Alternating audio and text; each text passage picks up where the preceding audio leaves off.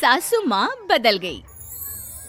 कहानी उस घर की है जहाँ बहू और बेटी को एक माना जाता था, लेकिन फिर अरे शिखा बेटा, तू रसोई में क्यों घुसी रहती है? जा, रोटी मैं बना लूंगी। नहीं माँ जी, आप बैठिए, बस सारा खाना बन ही गया है। श्वेता को बोल देती हूँ, वो खाना लगा देगी सबका। सॉरी भाभी, मेरे पास वक्त नहीं है। माँ, मुझे पैसे देना, पार्लर जाना है। हाँ चली जाना, भाभी को भी ले जाना। वो भी जाने को बोल रही थी पार्लर, पर पहले ना मदद कर दे उसके खाना लगाने में। देख माँ, वो बहू है, उसे बहू रहने देना, इतना सर पर मत चढ़ा भाभी को। श्वेता, ज्यादा मत बोला कर। बहू और बेटी में कोई फर्क नहीं होता है। जाकर काम कर। ननद को माँ का भाभी से इस तरह प्यार करना बिल्कुल अच्छा नहीं लगता। वो बार बार किसी न किसी तरह माँ को भाभी के खिलाफ भड़काती रहती, लेकिन कोई फायदा ना होता। एक रोज, अरे बेटे किशन, जा बहू को कहीं घुमा कर ला, सारा दिन घर में काम करती रहती है। हाँ माँ, हम लोग जा रहे हैं ना गोवा। अच्छा जी, भाभी ने तो हमें बताया भी नहीं। वैसे तो सारी पंचायत करती है, ये गोवा वाली बात क्यों छुपा गई हमसे? अरे क्योंकि उसे खुद नहीं पता था बहन। मुझे टिकट सस्ती मिल रही थी तो मैंने बुक कर दिया। हाँ शिखा, पैकिंग कर ले, संडे हम जा रहे हैं गोवा। दोपहर में शिखा पैकिंग कर रही थी कि सास आ जाती है।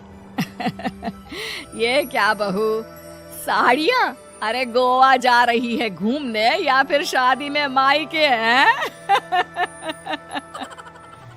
माँ जी, ऐसा कुछ है ही नहीं, समझ में नहीं आ रहा क्या रखूं कपड़े में। अरे तेरी और श्वेता की साइज तो एक ही है, उसके कुछ मॉडर्न कपड़े ले ले, आकर लौटा देना। हाँ माँ जी, ये ठीक रहेगा। शिखा श्वेता के पास जाती है और उससे कपड़े मांगती है। ना जी ना, मैं अपने कपड़े ना दूं, वैसे भी फैल जाएंगे मेरे कपड़े, बहुत महंगे वाले हैं। शिखा मुंह लटकाकर कमरे में आ जाती है तो सास कहती है, चल तैयार हो जा, तुझे मैं शॉपिंग करा कर लाती हूँ गोवा की। बस फिर क्या था, सास बहू निकल जाते हैं मार्केट और एक से बढ़कर एक ड्रेस खरीद कर घर आते हैं। पहले बता देती कि नए कपड़े दिलाने वाली है भाभी को, तो मैं अपने ही दे देती ना भाभी को, मुझे दिला देती नए कपड़े। देख श्वेता, परिवार का मतलब सबके साथ रहना होता है, ना कि सिर्फ अपना सोचना। वैसे भी तुझे अच्छे संस्कार सीखने चाहिए। और रही बात कपड़ों की, तो शिखा, आज से घर पर भी तू मॉडर्न कपड़े ही पहनेगी। कोई जरूरत नहीं है ये साड़ी वाड़ी लपेटने की। अब क्या था, घर पर श्वेता और शिखा एक जैसे रहते। एक बार पड़ोसन आती है। अरे बेटा, अपनी माँ को तो बुलाना, जरा बात करनी है।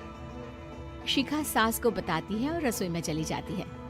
ये आपकी बेटी बहुत बड़ी हो गई है, इसके लिए एक रिश्ता है, कहो तो बता दूं। ये बेटी नहीं बहू है, घर में सब एक जैसा ही रहता है। वैसे मेरी बेटी भी बड़ी हो गई है, कोई रिश्ता हो तो जरूर बताना। पड़ोसन रिश्ता लेकर उन लोगों के घर आती है।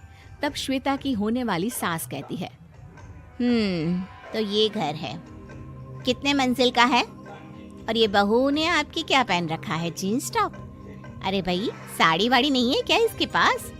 देखिए, सर्दी है तो साड़ी में बहू कैसे मैनेज करती, वैसे पहनती है साड़ी भी। देखिए, हम लोग ठहरे पैसे वाले लोग, कोई कमी नहीं है हम लोगों के पास पैसों की, बहुत पैसे हैं, जमीन, नौकर चाकर, कार, सब कुछ है, लेकिन घर में संस्कारी बहू चाहिए। समझ रही हैं ना आप?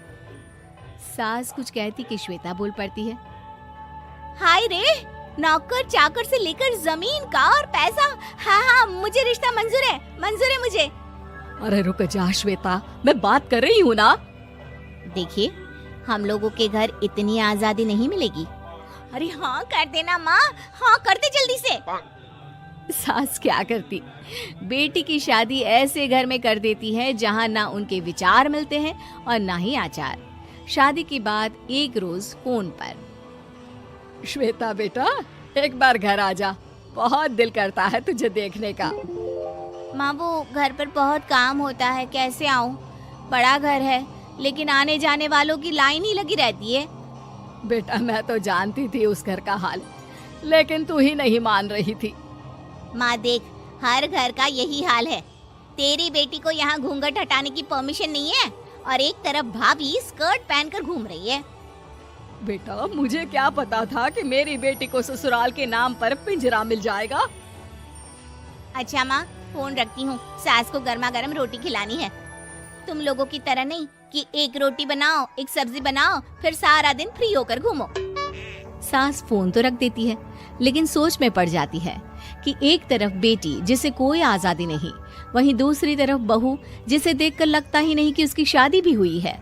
अगले रोज। शिखा, अरे ओ शिखा। हाँ माँ, क्या हुआ? कुछ चाहिए आपको? मैं जिम जा रही थी। जिम के कपड़ों में बहू को देखकर सास को घूंघट में अपनी बेटी का ख्याल आता है। देख बहू, घर में बहू की तरह रहा कर। इतने टाइट कपड़े पहनकर जिम जाना पसंद नहीं मुझे। जा जाकर रोटी बना। रोटी? माँ अभी तो शाम की 6 बजे हैं, इस वक्त रोटी? अब क्या मेरे खाने पीने पर भी पहरा है? अरे जब मर्जी तब मैं अपने घर में खा भी नहीं सकती क्या? बहू को अजीब लगता है। वो समझ नहीं पाती कि जो सास कल तक इतनी सपोर्टिव थी, उन्हें अचानक से क्या हो गया। वो किचन में जाती है, गरम रोटी के साथ 2 तरह की सब्जी, रायता, सलाद सब लेकर सास के पास आती है। माँ जी, खाना। इतना सारा खाना? राक्षस समझा है क्या मुझे? रोटी मांगी थी मैंने गर्मा गर्म बस। पर माँ जी, रोटी खाती किससे आप? सब्जी तो बनानी थी ना।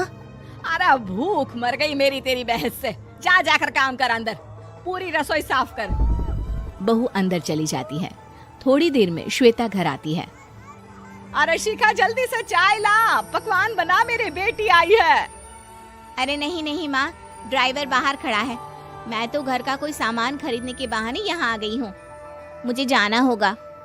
अरे बेटा, पर कितने दिनों बाद देख रही हूँ तुझे, रहने आ जाना 2-4 दिन के लिए। आ जाऊंगी माँ, जब मेरी सास मरेगी तब। मैं तो रोज मन्नत मानती हूँ कि मेरी सास मर जाए तो अच्छा है। अच्छा चल, जा रही हूँ माँ। हे भगवान, कैसे कैसे दिन देखने पड़ रहे हैं मेरी बेटी को। सास अंदर जाती है, जहाँ श्वेता की जिम वाली सहेली का फोन आया होता है। क्या बात है, आज जिम नहीं आई? अरे पता नहीं यार, आज माँ को क्या हो गया अचानक। पर खैर कोई नहीं, लगता नहीं कि मैं अब जिम आ पाऊंगी। शिखा स्पीकर पर बात कर रही थी, जिसे सास सुन रही थी। यार ये सास ना होती ही ऐसी है। मैं तो कहती हूँ बुढ़िया जल्दी मरे और तू आराम से जिए। शिखा को सहेली की बात पर गुस्सा आ जाता है। माँ के मरने की कौन सा बच्चा दुआ मांगता है मोहिनी? आगे से ऐसी बात मेरे सामने मत करना। हमारे घर की शोभा ही माँ है। क्या हुआ जो थोड़ी सख्ती दिखा रही है? उसमें भी कोई ना कोई उनकी भलाई ही होगी। मैं तो कहती हूँ भगवान मेरे जैसी सास सबको दे, जो सिर्फ माँ की तरह है। सास वाली तो कोई बात ही नहीं है उनमें। सास ये बात सुन रही थी। उनकी आंख में आंसू आ जाते हैं कि क्यों वो बेटी की किस्मत में बहू को भी भागीदार बना रही थी। शिखा, अरे ओ शिखा, क्या हो गया? जिम नहीं जाना क्या?